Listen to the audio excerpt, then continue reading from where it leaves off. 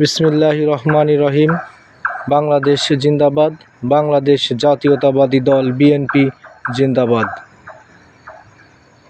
বাংলাদেশের বর্তমান প্রধানমন্ত্রী জনাব তারেক রহমান সাহেবকে আমি ধন্যবাদ জানাই।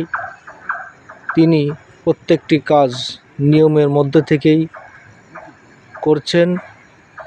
যে ট্রাফিক যে আইনটা ছিল, সে ট্রাফিক আইন তিনি মেনে চলছেন। অনেক সময় দেখা যেত ট্রাফিক আইন কেউ মানত না,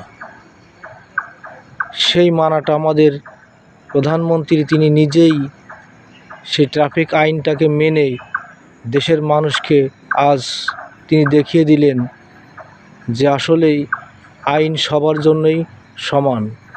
তিনি নিয়ম মতন অফিস করছেন, সব কিছু তার নিয়মের মধ্যেই আছে।